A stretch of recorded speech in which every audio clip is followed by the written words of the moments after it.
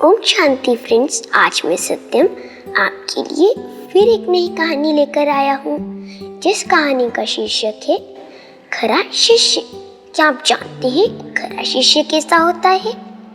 चलिए मैं बताता हूँ। द्रोणाचार्य ने कौरवों और पांडवों को शिक्षा देने के उपरांत एक दिन उनकी परीक्षा लेनी सोची। द्रोणाचार्य ने कहा, मेरी गुरु दक्षिणा। सभी तैयार थे। उन्होंने कहा, बोलिए गुरुजी। द्रोणाचार्य ने कहा, तुम सब मुझे एक पाठ सुनाओगे जो मैं तुम्हें पढ़ाता हूँ। पाठ है, सत्य बोलना धर्म है और असत्य बोलना अधर्म है। तुम सब ये कल सुनाओगे। कुछ राजकुमार तो पाठ सुनाने के लिए तुरंत ही तैयार हो गए। उन्होंने कहा, अभी सुन लीजिए गुरुजी।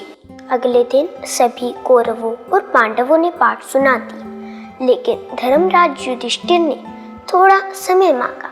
धर्मराज 6 मास तक समय ही मांगते रहे। फिर उन्होंने कहा, अब मैं पाठ सुना सकता हूँ। गुरुवर द्रोणाचार्य की प्रसन्नता की सीमा ही नहीं रही। उन्होंने धर्मराज की पीठ थपथपाई और कहा, तुम ही मेरे सच्चे शिष्य हो जिसने विद्या के मर्म को समझा है। विद्या को केवल ग्रहण करना ही काफी नहीं है, अपितु उसे जीवन में उतारना भी आवश्यक है। किताबी ज्ञान तो आसानी से हासिल हो जाता है, लेकिन उसे अपने आचरण में लाना ही सच्ची सफलता है। परमपिता परमात्मा को ज्ञान का सागर कहा जाता है। वह हमारे सुप्रीम टीचर है। कहा भी गया है ना, गॉड इज ट्रुथ, अर्थात सत्य ही ईश्वर है। अगर हम अंदर की बुराई, झूठ और छल कपट को वास्तव में त्याग सदा सत्यता की राह अपनाएं, तो हम उस परमपिता परमात्मा सुप्रीम टीचर के सच्चे शिष्य बन जाएंगे। सच की नाव हिलती है, डुलती है, परंतु कभी भी वह डूबती नहीं।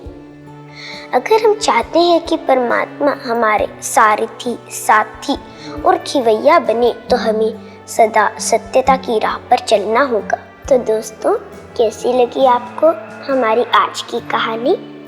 अब तो आप जान गए होंगे ना कि खरा शिष्य कैसा होता है। हमारी फिर मुलाकात होगी एक और नई कहानी के साथ। तब तक के लिए टेक केयर। ओम शांति।